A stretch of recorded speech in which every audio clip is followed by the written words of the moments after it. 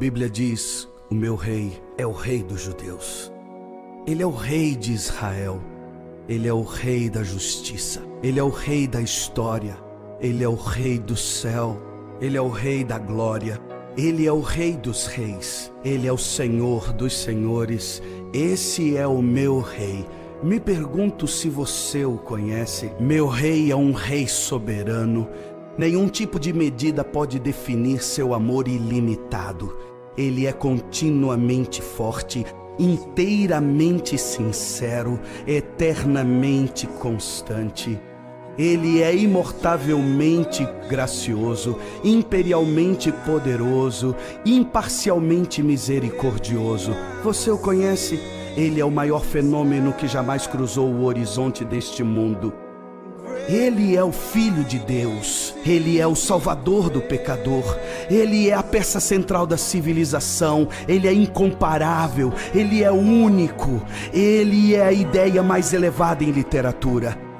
Ele é a mais alta personalidade em filosofia. Ele é a fundamental doutrina da verdadeira teologia. Ele é o único qualificado para ser um Salvador totalmente suficiente. Me pergunto se você o conhece hoje. Ele supre força ao fraco. Ele é disponível para o tentado e atribulado. Ele se compadece e ele salva. Ele endireita e sustenta.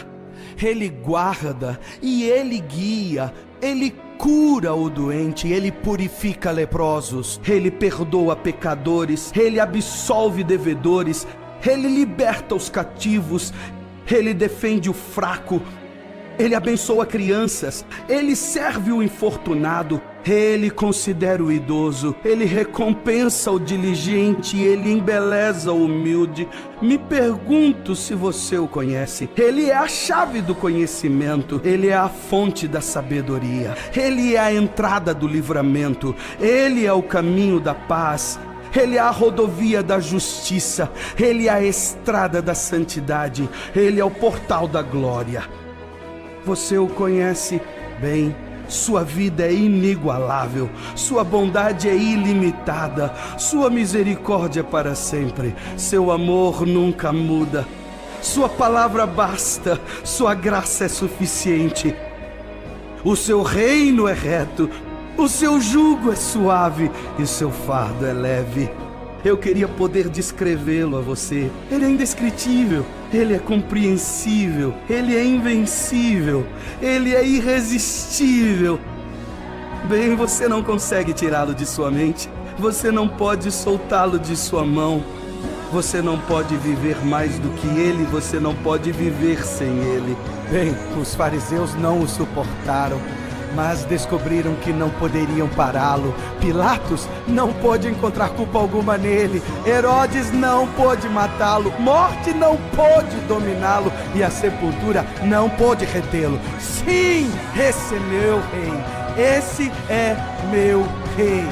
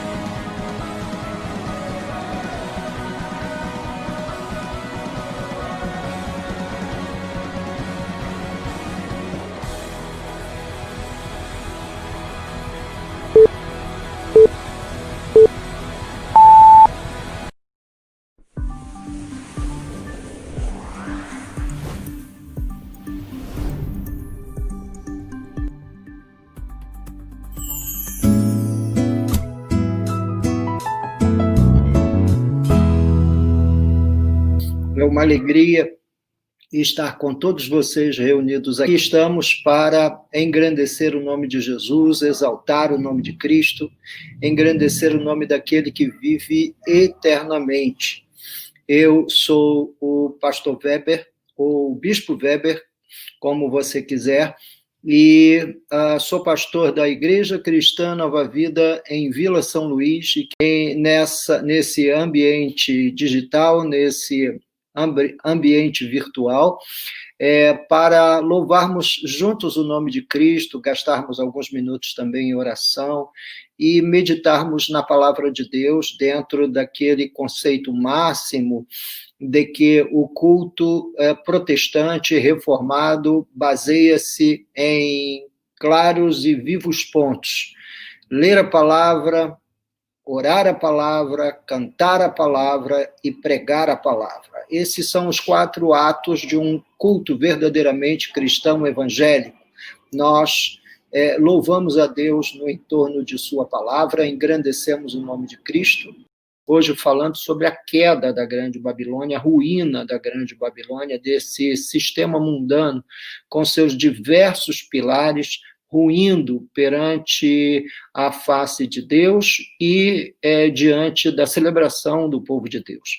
É bom lermos na palavra e encontrarmos o consolo de que as pessoas, todos nós veremos esse mundo que nos faz tanto mal, esse mundo que tanto nos prejudica, esse mundo que traz sobre o nosso coração tantos sentimentos estranhos, e a gente vai ver esse mundo sendo julgado. Pai, primeiramente eu quero agradecer ao Senhor, como nos ensina o salmista: entrai por suas portas com ações de graças e nos seus átrios com hinos de louvor. Então queremos, do ponto de vista do nosso clamor interior a Ti, ó Deus, fixarmos nesse momento em agradecer ao Senhor por todas as bênçãos que o Senhor já nos tem feito gozar em Cristo Jesus. Nós vimos pessoas caírem doentes e se recuperarem. Ó Deus, muitos pedidos de oração sendo apresentados aqui durante o culto pelas pessoas, pelos ouvintes. Ó Deus, temos clamado a Ti, temos pedido ao Senhor por uma intervenção miraculosa, e o que nós temos visto é a manifestação do Deus Todo-Poderoso agindo na vida dessas pessoas.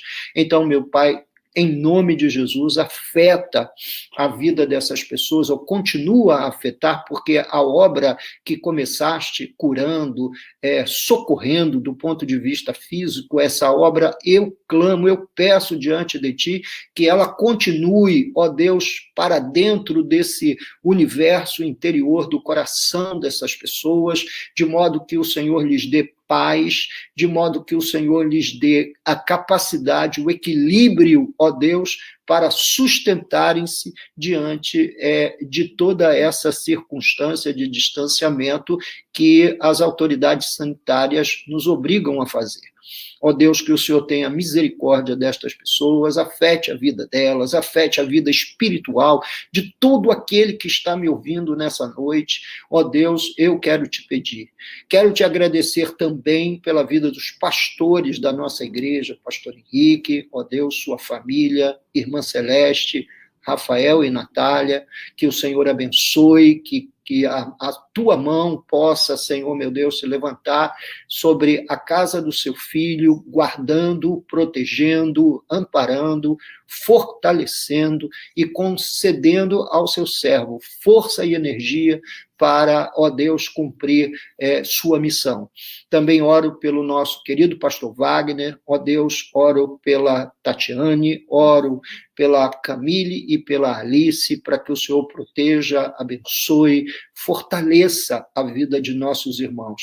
Ó Deus, nesses 25 anos de ministério, localizado ali na Vila São Luís, em Duque de Caxias, quantas pessoas foram salvas, quantas pessoas foram, ó Deus, visitadas pelo Teu Espírito, quantos casamentos foram, ó Deus, restaurados, quantas vidas tocadas, quantas pessoas também, Senhor meu Deus, se sentiram despertadas para a Tua obra, para o Teu ministério, para o exercício da pregação pregação do Evangelho, e por isso eu te dou graças, meu Deus. Graça porque chegamos até aqui e a única palavra que nos define é Ebenezer, porque até aqui nos ajudou o Senhor.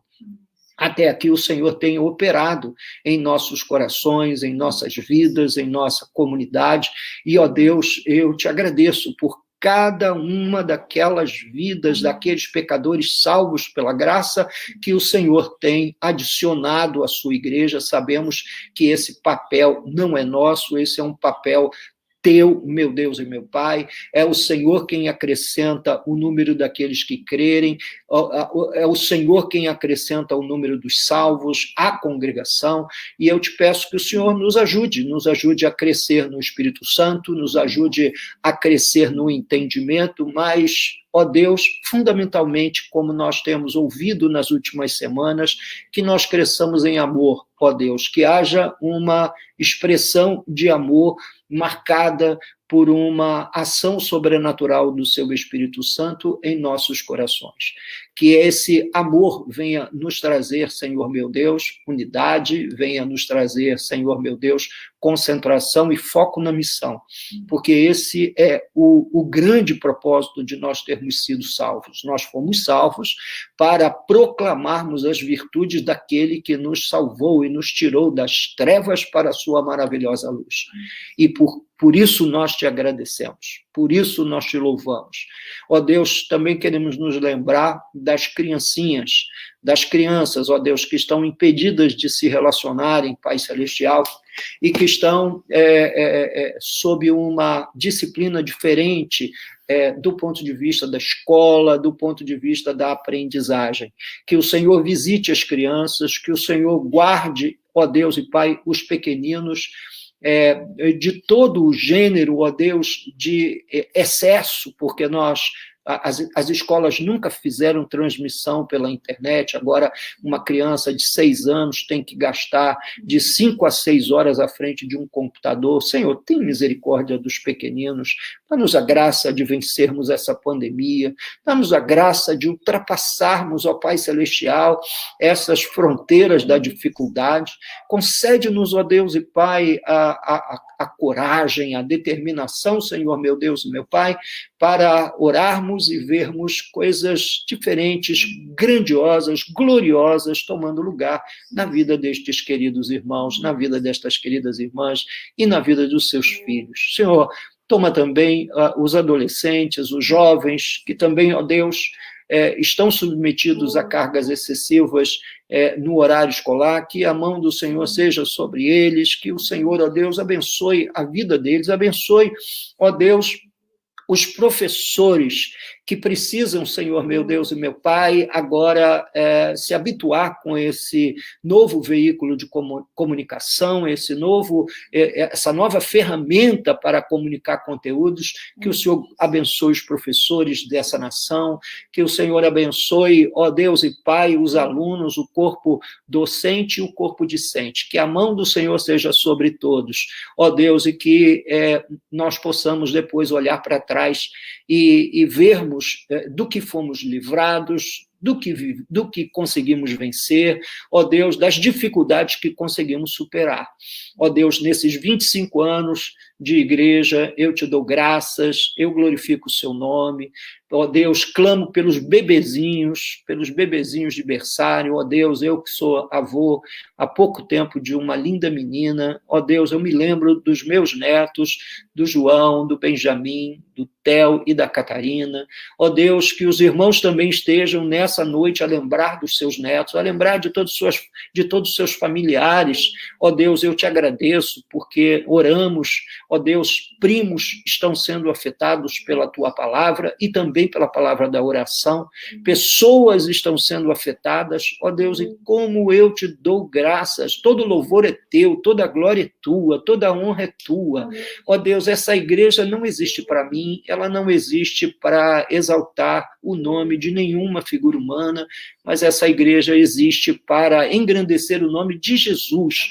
e queremos, ó Deus, continuar nessa toada, nessa batida, ó Deus, de engrandecer e glorificar o seu nome. Ajuda-nos a crescer, ó Deus, somos como todos os mortais são, ó Deus, com deficiências, com debilidades, com dificuldades, então ajuda-nos nas nossas deficiências, nas nossas debilidades, nas nossas dificuldades, e ajuda-nos a crescer no Espírito Santo. Ajuda-nos, ó Deus e Pai, a crescer na estatura da fé. Ó Deus, na medida da nossa estatura comparada à estatura de Cristo. Ó Deus, que nós possamos crescer também a imagem perfeita do Senhor, num discipulado consciente, ó Deus, replicando na vida aquilo que o Senhor Jesus nos ensinou. Então, ajuda-nos, abençoa-nos, fortalece-nos para que esse discipulado seja diretamente operado pelo Teu Espírito na nossa vida. Ó Deus, cura os enfermos, visita os lares que estão atormentados, ó Deus e Pai, com problemas psíquicos em virtude dessa pandemia. Ó Deus, visita as mulheres, os maridos, as crianças, concede paz aos lares nessa noite, Senhor meu Deus, e graça para se vencer a depressão, a ansiedade e todo o mal, ó Deus e Pai, que está para além da esfera biológica dos seres humanos. E com respeito à questão do corpo, ó Deus, como bom mordomo do corpo, ajuda-nos, ó Deus e Pai, a nos cuidar, ajuda-nos a tratar do corpo como o templo do Espírito Santo, ó Deus e Pai, e não acharmos que só por conta dessa pandemia, para não passarmos por nenhum distúrbio de ordem respiratória, que isso é o suficiente. Não, Senhor, tem gente ganhando peso no meio dessa pandemia, tem gente comendo mal, tem gente, Senhor, meu Deus e meu Pai, debaixo de sofrimento, ó Senhor, gente que está desenvolvendo uma série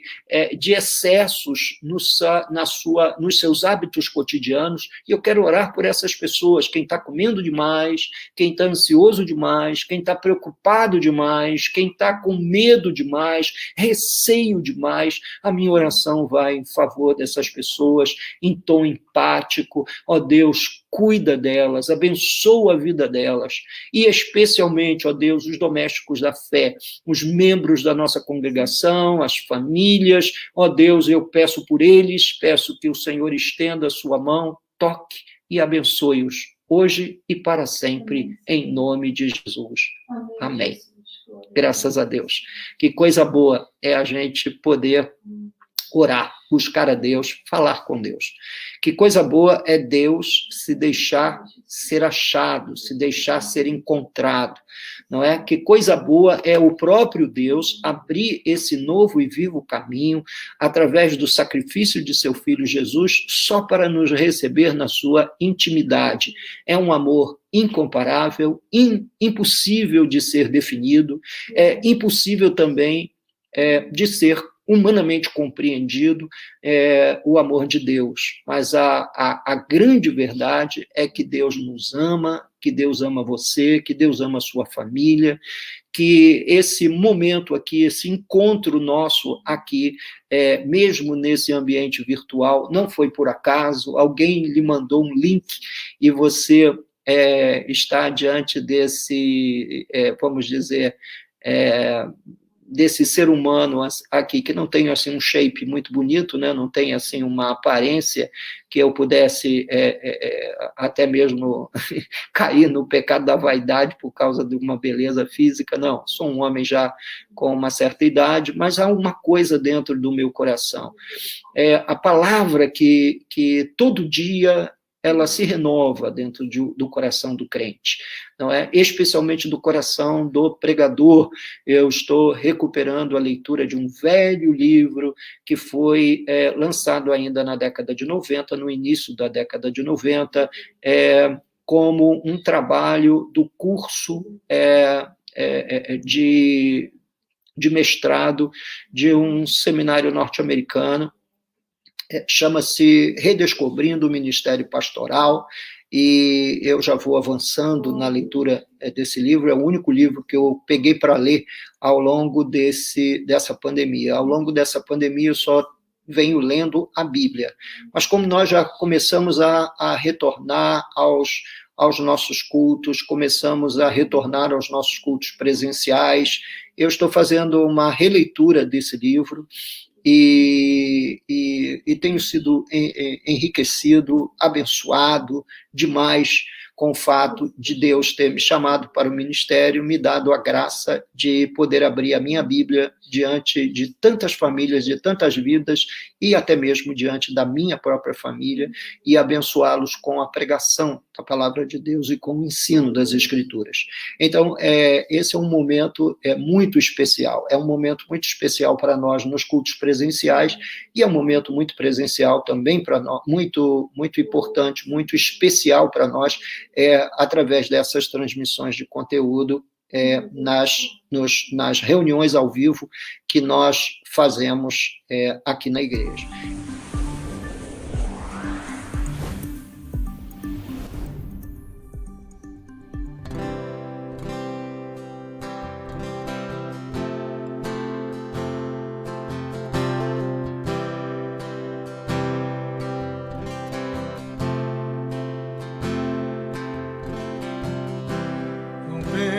Sobre ti um só cuidado, qualquer que seja, pois somente um seria muito para ti. É meu, somente meu, todo o trabalho,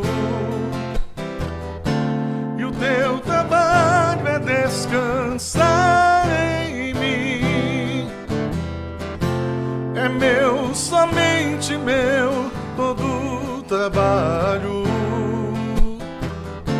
e o teu trabalho é descansar em mim.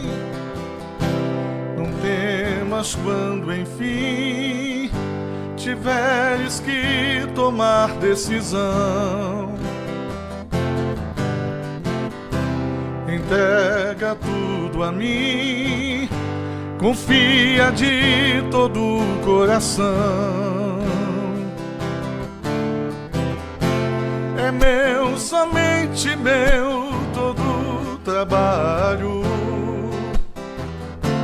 e o teu trabalho é descansar em mim. É meu, somente meu, todo o trabalho, e o teu trabalho é descansar em mim. É meu, somente meu, todo o trabalho, e o teu trabalho é descansar em mim. É meu, somente meu, todo o trabalho, e o teu trabalho é descansar em mim.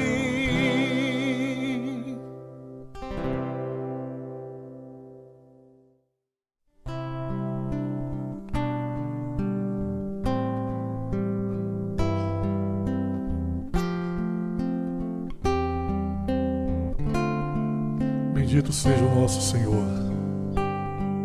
Eu queria ter mais que uma voz. Eu queria ter 1 bilhão de vozes. Eu não tenho. Mas quando nós estamos juntos cantando e louvando ao Senhor, nós formamos esse 1 bilhão de vozes. Amém, irmãos? Então aí na sua casa, nesse momento, com seu pai, sua mãe, com seus filhos, seus irmãos, vamos cantar esse louvor ao nosso Deus. Eu queria ter mais que uma voz, mais que um amor, que uma vida pra te oferecer, pois tu és muito mais que eu possa ter.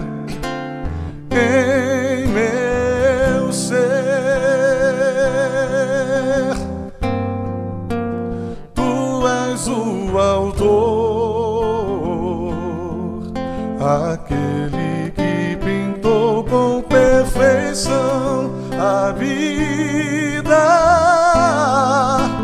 Tu és o Senhor,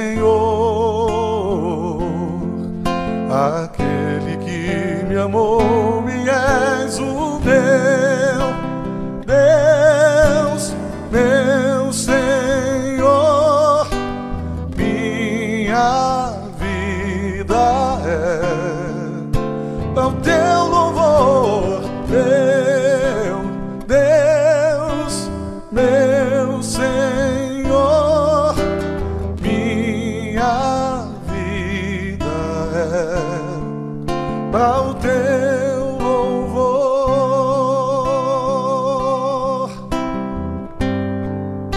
Eu queria ter, eu queria ter mais que uma voz, mais que um amor e uma vida pra te oferecer.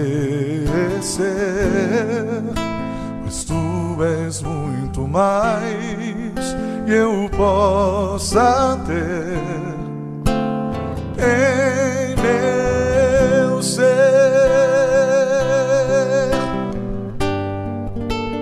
Tu és o autor, aquele que pintou com perfeição a vida. Tu és o Senhor, aquele que me amou, e és o meu Deus, meu Senhor. Minha vida é ao teu louvor, meu Deus, meu Senhor. Minha vida é ao teu louvor.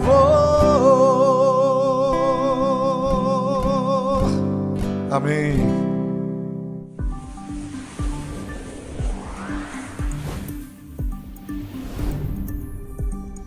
Eu gostaria, não é, de convidar você para abrir a sua Bíblia no capítulo 18 do livro do Apocalipse. Apocalipse, capítulo 18, quando a gente começou a mexer numa outra área que eu acho que também é de suma importância nessa retomada da igreja local, que é a área do discipulado, da consciência, se você é de fato um discípulo de Cristo, ou se você é um simples seguidor, uma pessoa curiosa, interessada de alguma forma em religião, ou se você é interessado em se beneficiar de alguma maneira com a fé. Eu estou doente, eu preciso que Deus me ajude numa área, numa outra área, então, deixa eu ouvir a palavra de Deus. Então, por curiosidade, se aproxima da igreja, deixa eu lhe dizer uma coisa, é muito bom isso é excelente, que você se aproxime da igreja, mas todo o ato, toda a ação gloriosa e voluntária do Espírito é no sentido de te aproximar do Senhor Jesus Cristo, de modo que você tenha um relacionamento com o Pai por Ele, por Jesus, pautado por Ele. Então, o que é o discipulado? O discipulado é a gente aprender a se relacionar com Deus exatamente como Jesus se relacionava. O discipulado é uma maneira de nós acessarmos os conteúdos de conhecimento, os mesmos conteúdos que Jesus ensinou. Então, esses conteúdos são importantes para nós. E o principal elemento que a gente precisa imediatamente definir no coração da gente, na vida da gente, é se a gente realmente tem o desejo de ser um discípulo de Jesus, de ser uma pessoa que se relacione profundamente com ele, de modo que o veja como seu modelo e busque replicar esse modelo no mundo. Então, para os discípulos, eu tenho pregado ao longo dessas semanas todas que nós ficamos com os nossos cultos suspensos, eu tenho pregado sobre o livro do Apocalipse, para que nós não somente façamos uma contextualização do momento em que a gente está vivendo, com aquilo que o livro fala, mas como também como um exercício espiritual, porque é o único livro que há uma bênção especial para todos aqueles que o lerem. Quer dizer, a Bíblia também não espera que todas as pessoas compreendam aquilo que leem. Devem fazer um esforço para compreender. Mas o livro diz o seguinte, que todo aquele que lê a palavra dessa profecia é um bem-aventurado. Então, nós temos, desde o capítulo 16, aliás, desde o capítulo 15, porque no capítulo 15 há o anúncio dos 7 flagelos, não é? O anúncio do derramar das 7 taças da ira de Deus sobre a terra e sobre os seus moradores, especificamente sobre aqueles que receberiam a marca da besta. E quem é que receberia a marca da besta? Aquele que não recebe a marca do Cordeiro, ou seja, todos aqueles que negam o Evangelho, negam Jesus, se voltam contra a palavra de Deus, não têm aquele sentimento de boa vontade de querer viver segundo o Evangelho de nosso Senhor e Salvador Jesus Cristo.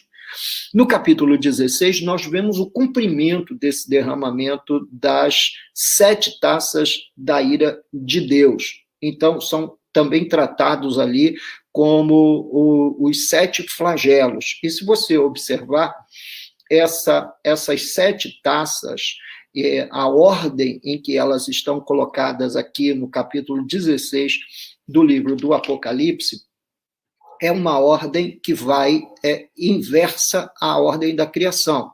Na ordem da criação, o homem, o ser humano, é o último ato criador de Deus. Mas aqui aparece no capítulo 16, é o primeiro a ser julgado, o ser humano. E aparece aqui no capítulo 16, no primeiro flagelo, né, diz, saiu o primeiro anjo, derramou a sua taça pela terra, e aos homens portadores da marca da besta, adoradores da sua imagem, sobrevieram úlceras malignas e perniciosas. Depois ele vai falar que Deus derrama a sua ira e o seu juízo sobre o mar e o rio, portanto, sobre as porções úmidas da terra. Depois, no quarto, ele vai falar que a ira e o juízo é derramado sobre o sol, aquele luzeiro, que foi também um ato bastante...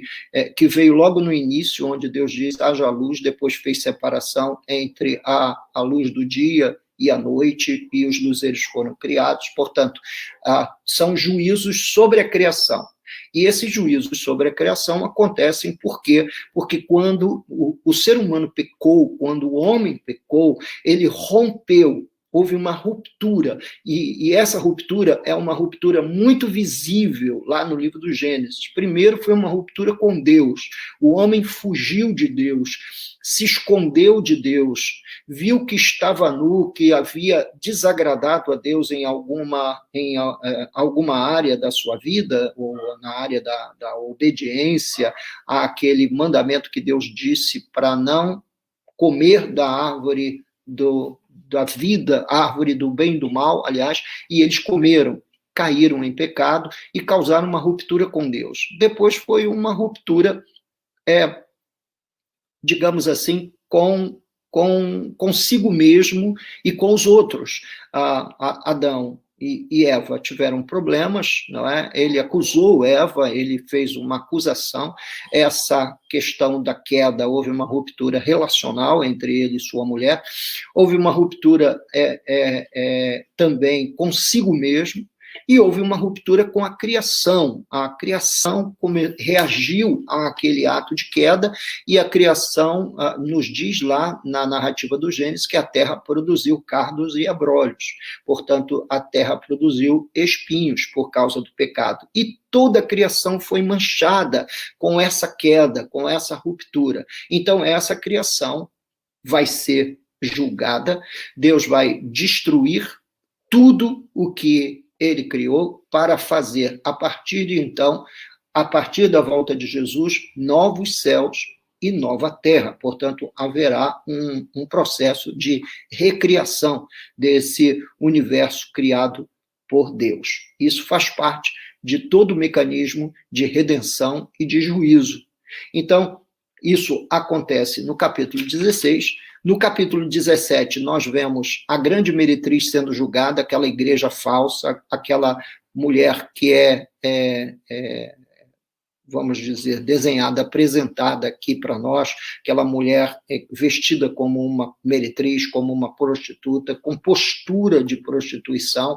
Isso está se falando de uma igreja desviada, uma igreja que corrompe o evangelho, uma igreja que vai na direção oposta da revelação divina e nega o evangelho de Jesus, absorve falsos cultos, se rende à idolatria, vai adorar a imagem da besta, há inclusive sacerdotes tomando conta dessa condução do culto. Portanto, espiritualmente, essa igreja é julgada no capítulo 17, e Deus continua na sua toada do juízo. E chegamos ao capítulo 18, que é o capítulo que a gente gostaria de falar sobre ele hoje.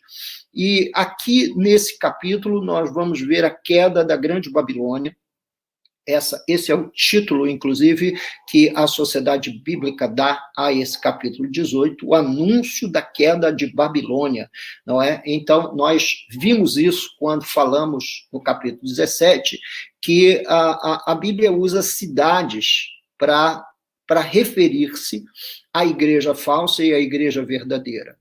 Ela usa cidades para referir-se a ambientes celestiais livres do pecado e ao ambiente terrenal mundano que jaz no maligno e está chafurdado no pecado, que é o mundo em que nós vivemos. Esse mundo tem diferentes sistemas correlacionados, conectados um ao outro, que faz o mundo se parecer com o que ele é. Não. Então, quais os sistemas que nós poderíamos citar como sendo sistemas que fazem o mundo ser como ele é, sistemas que conectam nações, conectam o mundo inteiro? O que a gente poderia apontar como? O quê? O sistema político, por exemplo. Toda nação tem um aspecto político dentro dela, né? Todas as nações têm os seus governos. Então, não importa que nação seja, mas há lá um líder que manda na coisa. Então, o sistema político é um dos sistemas que fazem o mundo ser o que ele é. O sistema econômico-financeiro faz o mundo ser como ele é. O sistema, digamos,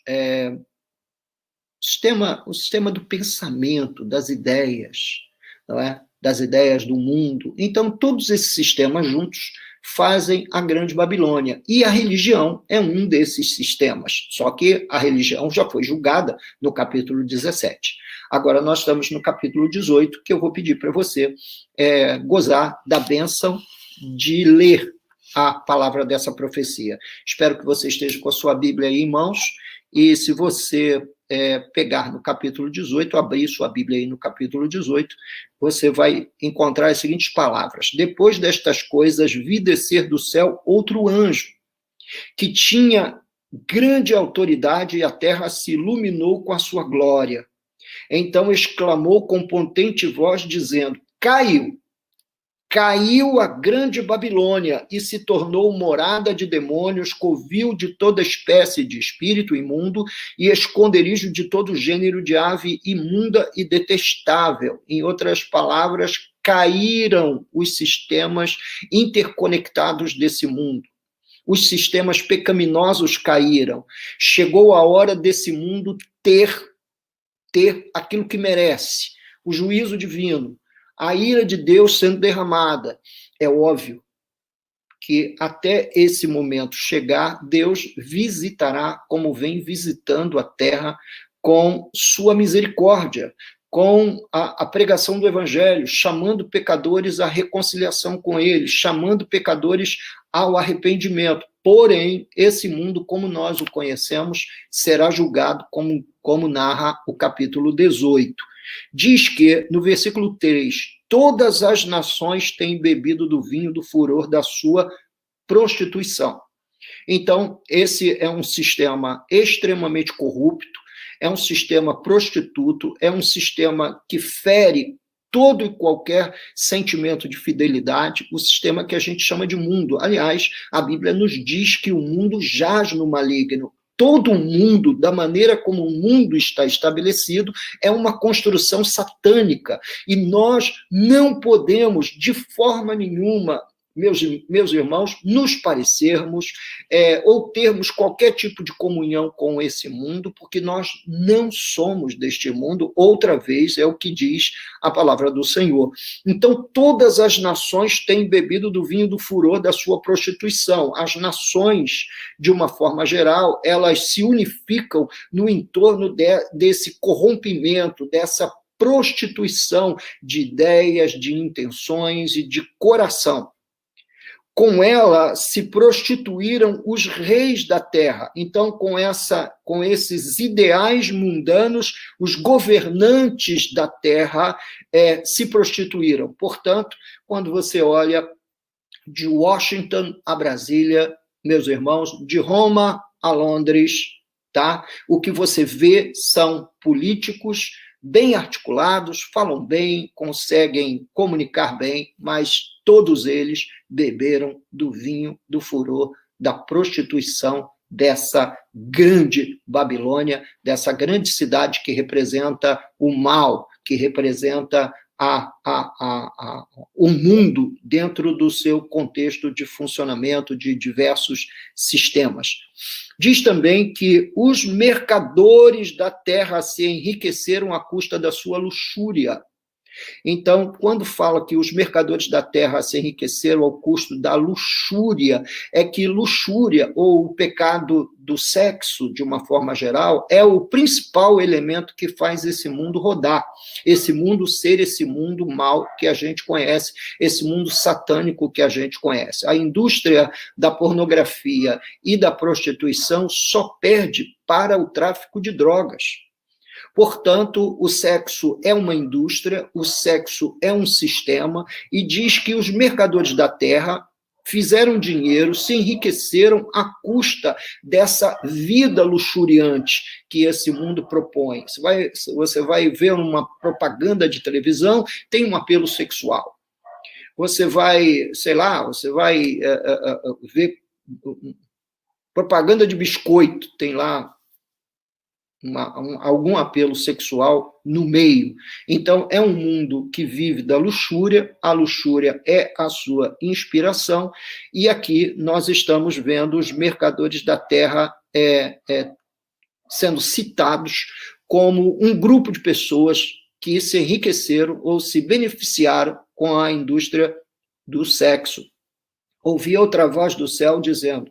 Então, veja como o panorama, o que eu quero chamar a atenção para você nesse primeiro momento, veja como o panorama está sendo montado, quais são os personagens desse panorama, quem são os personagens desse panorama? Os que receberam a marca da besta, os que não receberam a marca do cordeiro, são pessoas resistentes ao evangelho, não é? Os líderes da terra, que se embriagaram todos no seu vinho, e também os mercadores, os que envolvem-se em ações financeiras, fazendo uso dessa pecaminosidade que graça no mundo e ganhando dinheiro com essa pecaminosidade relacionada ao prazer sexual. Ouvi outra voz do céu dizendo, retirai-vos dela, povo meu, para não serdes cúmplices em seus pecados e para não participardes dos seus flagelos, porque os seus pecados se acumulam até o céu e Deus se lembrou dos atos iníquos que ela praticou. Então, haverá um momento na história da humanidade em que Deus, meus queridos, vai observar, aqui o texto é lembrar, mas eu não gosto muito de usar esse texto, esse verbo, porque dá a ideia de que Deus se esquece. E, na verdade, Deus não se esquece. Isso aqui é uma força de expressão da linguagem, só para dar o tempo, para mostrar que o tempo desse juízo virá, mais nada, mas não é porque Deus se esqueceu do pecado ou da iniquidade que vem se acumulando na vida e através de atos iníquos que essa cidade praticou, que esse sistema chamado mundo fomentou, não é, ao longo da vida. Então, diz que Deus aqui dá uma ordem muito clara, e essa ordem do versículo 4 é uma ordem para nós, para os santos dele, para aqueles que são de Jesus, para aqueles que são de Cristo, para aqueles que foram salvos. Diz o seguinte, o Senhor: retirai-vos dela, retirai-vos de Babilônia, porque a cidade que está dentro do contexto da fé com a qual nós devemos, meus queridos irmãos, nos relacionar, é a Nova Jerusalém, a cidade santa, a cidade da paz, não a cidade da iniquidade, do pecado, da feitiçaria, não, da imundície, do culto estranho, não, mas devemos nos relacionar com Jerusalém, e a ideia aqui é um ultimato divino à igreja dizendo, foge dela. A ideia que a gente fala, eu falo sempre, transmito sempre quando estou pregando, é que a gente deve dizer não a esse mundanismo, às vezes disfarçado de religião, mas um mundanismo que se acentua dentro dos diversos desdobramentos da vida cotidiana. Esse mundanismo aparece, por exemplo, na educação. O jovem está lá em sala de aula sendo lembrado dessa luxúria do mundo. Não é? Ele aparece em diferentes aspectos do cotidiano, aparece com clamores, aparece através de convites. Qual é a ideia que Deus está fazendo aqui do seu povo? É que existe uma clara separação das trevas e da luz. Então, a ordem divina é para que o povo dele, o povo de Deus, saia de Babilônia. Você não pode ficar em Babilônia, ou, em outras palavras, você não pode servir a Deus e aos demônios, você não pode andar na luz e, ao mesmo tempo, se esconder nas trevas. Você não pode abraçar o vivo e verdadeiro evangelho e também conservar consigo nuances da velha religião, dos velhos hábitos religiosos que você possivelmente tinha ou teve ao longo da sua vida. Então, sai dela, povo meu. Retirai-vos dela, povo meu, para não serdes cúmplices em seus pecados. Versículo 6. Dai-lhe em retribuição, como também ela retribuiu. Pagai-lhe em dobro, segundo as suas obras, e no cálice em que ela misturou bebidas, misturai dobrado para ela. É mais ou menos um clamor aqui, né, para que Deus julgue esse mundo. Esse mundo é mau, esse mundo é um mundo horrível, um mundo horroroso, vem nos trazendo uma mistura de sensações das mais complicadas possíveis, e aqui é mais ou menos assim, um clamor, dizendo, Senhor, faz com esse sistema mundano o dobro que eles fizeram conosco. Ó Deus, retribui em dobro. Então, aqui o que nós estamos vendo, toda essa linguagem do Apocalipse e toda essa linguagem de julgamento é uma linguagem justa. Por quê? Porque se a gente crê num Deus cheio de amor e misericórdia e não crermos num Deus justo e santo, então nós não cremos no Deus da Bíblia, nós cremos num ídolo.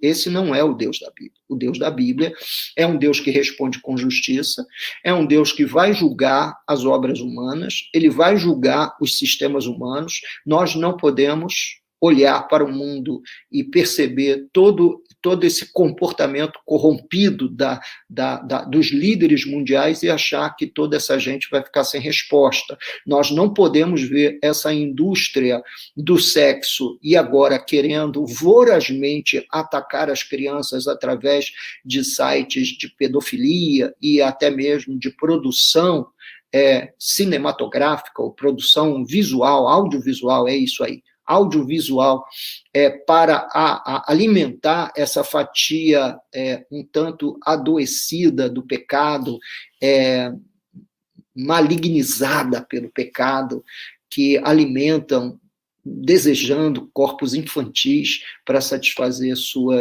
os seus desejos, os seus apetites sexuais. Enfim, tudo isso vem crescendo, a malignidade vem crescendo, muitos filhos de Deus vêm caindo nessas armadilhas, e a ideia aqui é, ó Deus, faz eles provarem em dobro dessa bebida forte que eles nos deram, essa bebida amarga que eles nos deram, esse cálice onde ele misturou uma série de sabores e todos os sabores destrutivos faz eles provarem em dobro. É a oração aqui que está presente no versículo 6. Versículo 7. O quanto a si mesma se glorificou e viveu em luxúria. Em luxúria. Dai-lhe em igual medida tormento e pranto, porque diz consigo mesma, estou sentada como rainha, viúva não sou, pranto nunca hei de viver.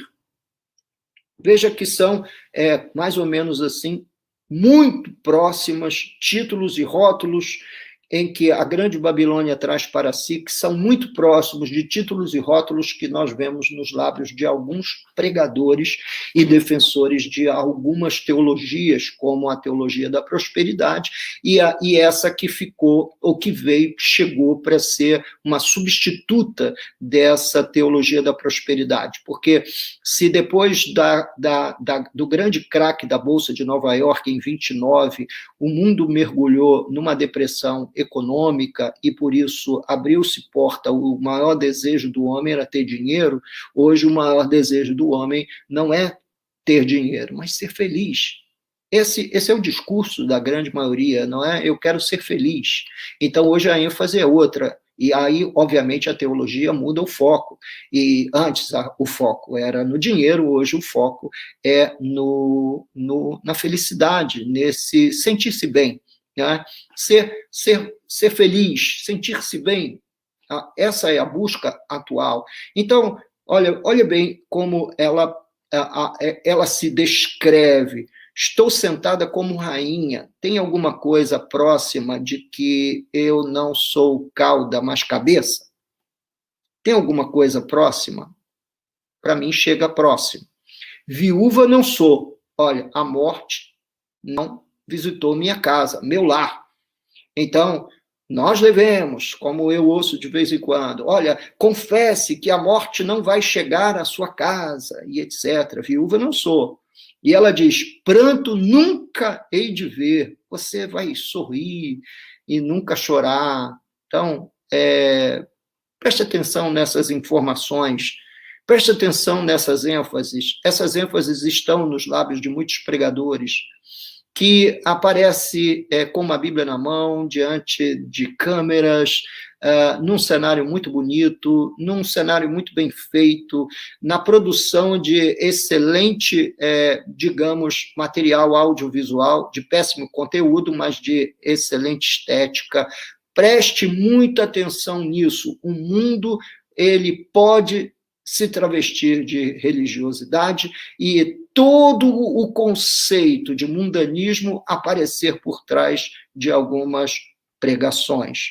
Versículo 8. Por isso, em um só dia, sobrevirão os seus flagelos, morte, pranto e fome, e será consumida no fogo, porque poderoso é o Senhor Deus que a julgou. Portanto, o que nós lemos na Bíblia é que em um só dia o mundo será julgado. Os sistemas mundanos serão julgados. O sistema político, os sistemas econômicos, sistemas comerciais, financeiros, bancários, tudo isso será julgado. E diz a Bíblia, em um só dia. E esse dia não é um dia que eu posso prever, você pode prever, nós podemos entender que ele se aproxima, que nós podemos entender que esse dia aceleradamente se aproxima. Não podemos apontar qual será, como será, mas será repentino, como a explosão no porto de Beirute. Havia uma reserva de nitrato de amônio, um composto químico altamente explosivo. E aí, o que aconteceu? Num raio de 10 quilômetros, ninguém sai de casa de manhã para ir no mercado, na padaria ou em qualquer lugar para, de repente, ser vítima de uma explosão. Então, aconteceu a explosão e num raio de 10 quilômetros, pessoas foram feridas, pessoas morreram, pessoas foram ter com Deus mais cedo. Em plena pandemia de coronavírus, a pessoa morre de uma explosão de um reservatório de nitrato de amônio. Isso é para você perceber que você não tem controle sobre a vida. Ninguém tem controle da vida e da morte. A morte é soberana, é um ato soberano divino, como é um ato soberano também a vida. A verdade, meus queridos irmãos, é que todos nós precisamos ter fé para viver e coragem para morrer. E essa coragem precisa passar pela robustez do Evangelho, a robustez da fé em nosso Senhor e Salvador Jesus Cristo. Aí diz aqui no versículo 8, em um só dia sobrevirão os seus flagelos, morte, pranto e fome, e será consumida no fogo, porque poderoso é o Senhor Deus que a julgou. Poderoso. Quem está por trás desses atos de justiça é o próprio Senhor. Agora, caminhando para o fim. Ora, chorarão e se lamentarão sobre ela os reis da terra. É verdade. Quem mais lamentará o juízo de Deus sobre o mundo e as estruturas desse mundo são os reis da terra. Eles se lamentarão. Que com ela se prostituíram e viveram em luxúria quando virem a fumaceira do seu incêndio. Acontecendo exatamente como Pedro narra, que os elementos do ar se fundirão com os da terra e a terra se enrolará como se fosse um pergaminho, não é? E isso tudo acontecerá muito de repente. E conservando-se de longe pelo medo do seu tormento, dizem: ai, ai, tu grande cidade, Babilônia, tu poderosa cidade, pois em uma hora só chegou o teu juízo. Em uma hora só chegou o teu juízo. E sobre ela choram e pranteiam os mercadores da terra, porque já ninguém compra a sua mercadoria. Agora, do verso 11 em diante, eu vou fazer uma leitura maior, mais longa, porque o assunto é exatamente esse, é Deus colocando o dedo sobre a economia mundial, é Deus colocando o dedo sobre os comerciantes de produtos de luxo. A gente vê esse movimento todo no entorno da ostentação em nossos dias e nós imaginamos que isso não tem nada de mais, que isso é só uma ostentação, é só uma ostentação de uma marca ou de algumas marcas, mais nada. Mas veja, preste bem atenção no texto que você vai ler comigo. Versículo 11. E sobre ela choram e pranteiam os mercadores da terra, porque já ninguém compra a sua mercadoria. Mercadoria de ouro, de prata, de pedras preciosas, de pérolas, de linho finíssimo, de púrpura, de seda, de escarlata, toda espécie de madeira odorífera, todo gênero de objeto de marfim, toda qualidade de móvel de madeira preciosíssima, de bronze, de ferro, de mármore, e canela de cheiro, especiarias, incenso, unguento, bálsamo, vinho, azeite, flor de farinha, trigo, gado e ovelhas, e de cavalos, de carros, de escravos, e até almas humanas.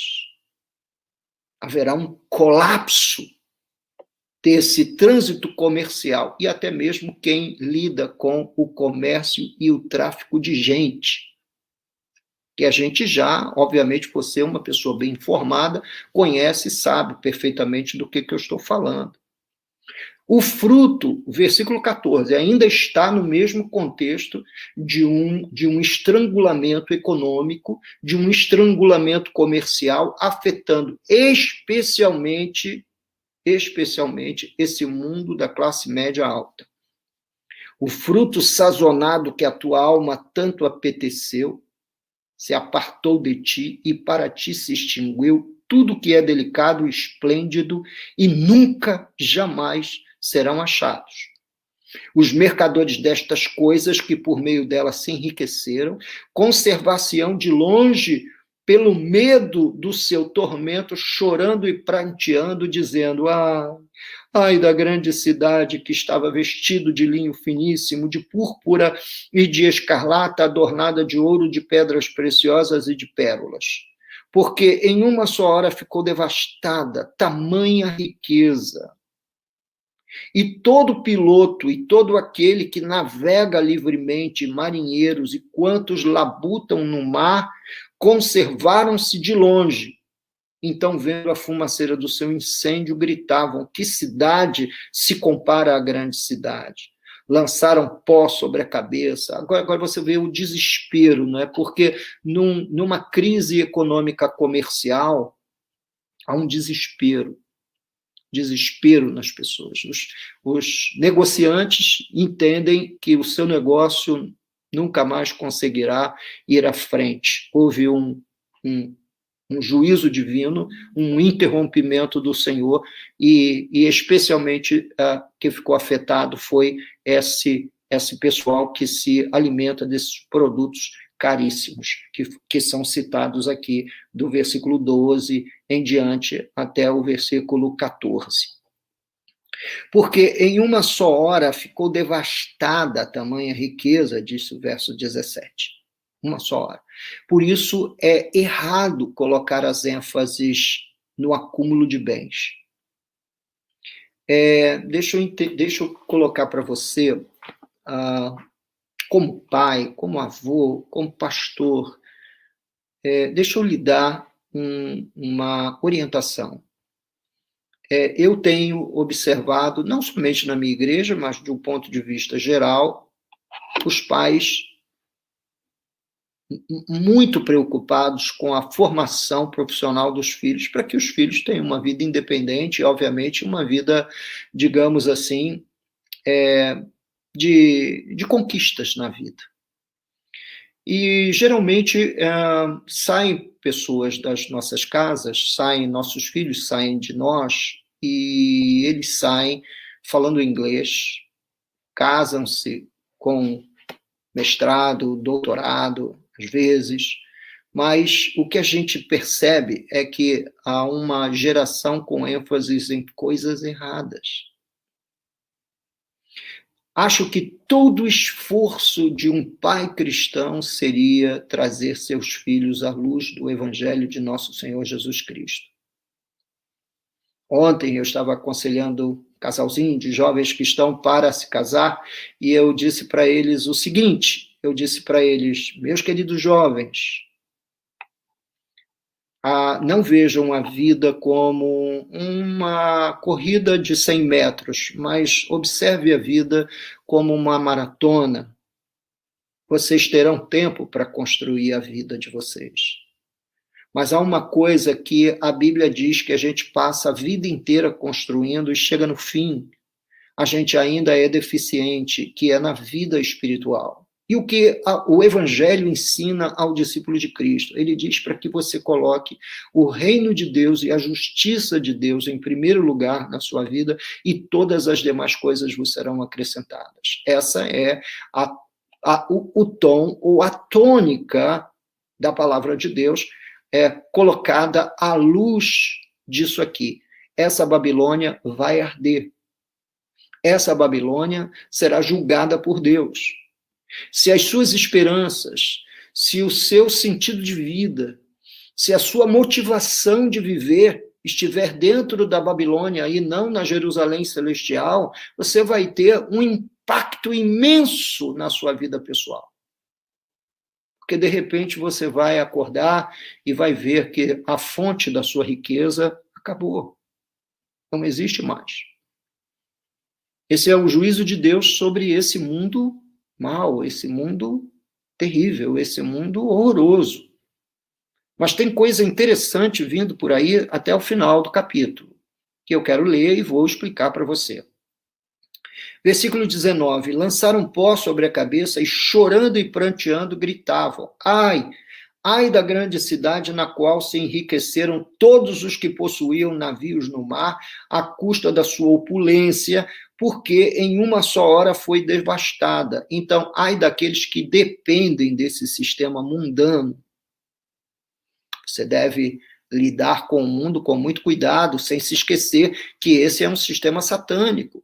E ele pode te capturar. A Bíblia fala da concupiscência dos olhos, dos desejos que são despertados pela força do olhar.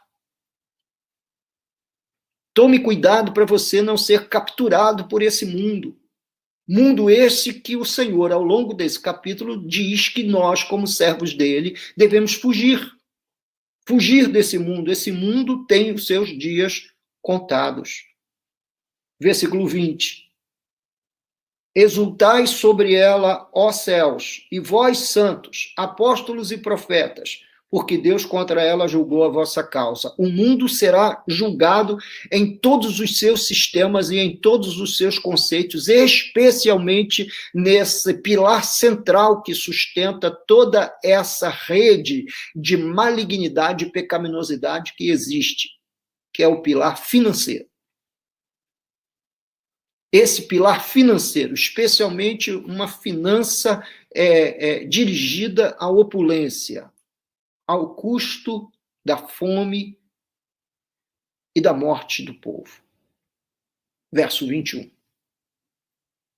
Então um anjo forte levantou uma pedra, como grande pedra de moinho, e a arrojou para dentro do mar, dizendo: assim, com ímpeto, será arrojada a Babilônia, a grande cidade, e nunca jamais será achada. Em outras palavras, será um sistema destruído completamente e que jamais voltará a vigorar.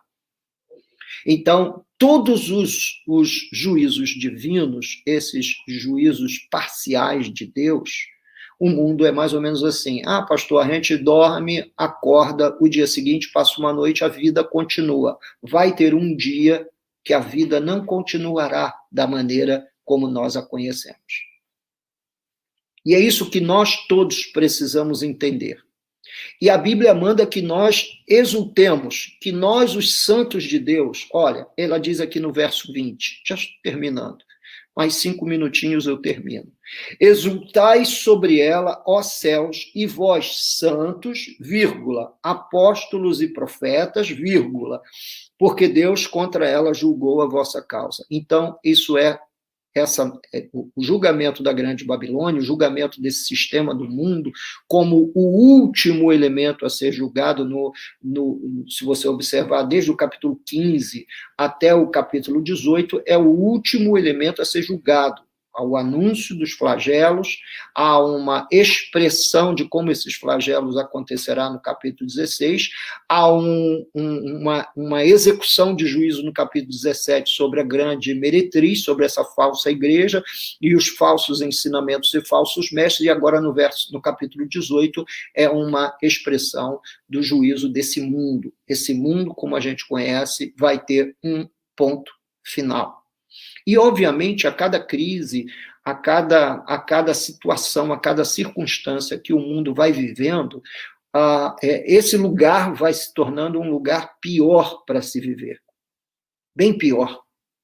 Um lugar horrível. Por isso a gente sente tanta opressão, às vezes não sabe o porquê, não é? E é por isso, porque a gente vive nesse mundo, nesse império construído por Satanás, com intenções malignas para capturar você, capturar seu filho, capturar sua família, capturar sua vida.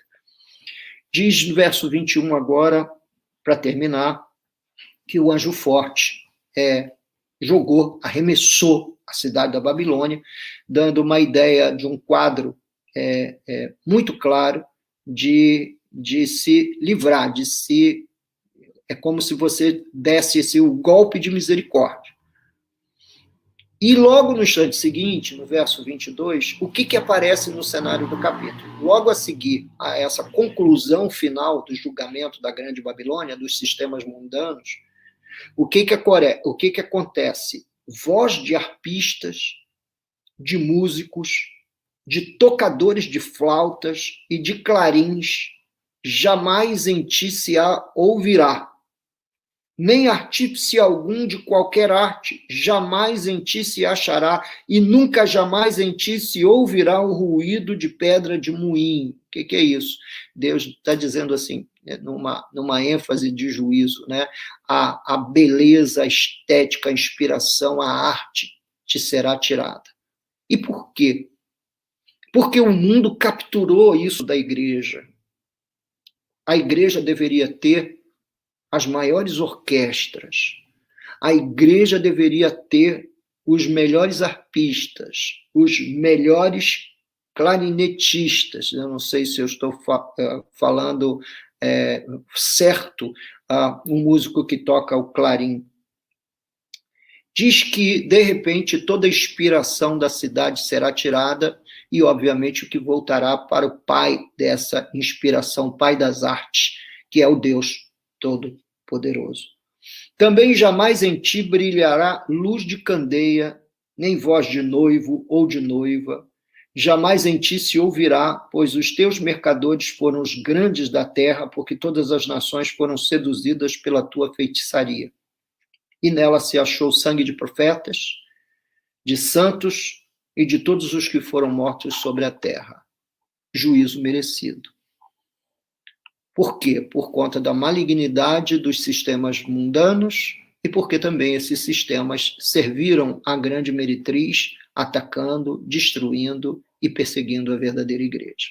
Assim sendo, queridos irmãos, que os nossos corações aquietem-se, que os nossos olhos passem claramente perscrutando o nosso coração para descobrirmos quanto do mundo ainda existe na gente, quanto dessa grande Babilônia nós estamos envolvidos, o quanto essa grande Babilônia conquistou e consumiu nossos esforços e coração. E assim, uma última palavra para você é: foge dela, povo meu. Foge desse mundo que está com os dias contados. E, de repente, acontecerá o juízo sobre esse sistema mundial, esse sistema mundano que é mundial, não é? Que virá sobre os reis da terra e, assim, sobre toda essa estrutura econômica comercial no mundo. Que Deus abençoe você e espero que essa palavra tenha falado fortemente ao seu coração.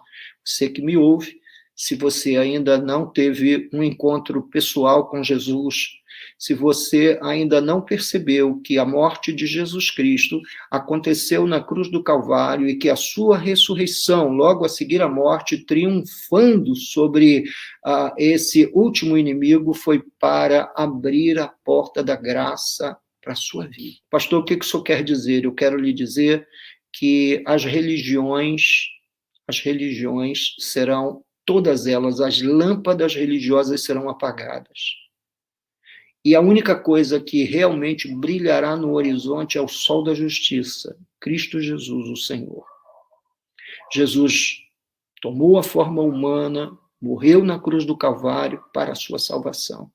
Então, esteja onde você estiver, recline a sua cabeça, ponha a sua mão sobre o seu coração num ato de contrição, confesse seus pecados e receba Jesus como o Senhor e Salvador de sua vida. Esse é um ato de fé, isso não é um ato em que você precisa sentir absolutamente nada, você precisa ser convencido do seu pecado, você precisa confessá-lo e você precisa crer no coração de que o Pai ressuscitou a Jesus Cristo dentre os mortos. Depois disso, confessá-lo como seu Senhor e como seu Salvador pessoal. Que Deus o abençoe. Vamos orar. Nosso amado Deus e Pai, minha oração nesse momento é em favor de todos aqueles que me ouvem. Ó Deus, também é em favor daquele que acaba de me ouvir e diz: eu preciso acertar a minha vida com o Pai Celestial, com o Criador do Universo, que revela a sua misericórdia na morte de seu Filho na cruz, entregando, doando o seu Filho unigênito para que todo aquele que nele crê venha também, juntamente com ele, vencer a morte, tenha a vida eterna. Senhor Deus, que em nome de Jesus, o Senhor afete essas vidas, esses corações, essas almas, e que nossas vidas, hoje e sempre, ó Deus, continuem sob a sua graça e sob a sua misericórdia. Abençoa aqueles que estão aqui hoje pela primeira vez, aqueles que estão me ouvindo pela primeira vez, e que em nome do Senhor Jesus, ó Deus, os seus nomes sejam escritos no livro da vida, que o Senhor os afete, que haja conversão, arrependimento, e que, ó Deus e Pai, imediatamente, ó Deus, possa haver a busca pela pela congregação local, pela igreja evangélica mais próxima da sua residência, e que essa vida, ó Deus, tocada pelo Senhor Jesus, possa vir a ser salva e transformada para a glória do nome do Senhor, e que o povo de Deus diga amém. Deus abençoe. Até domingo.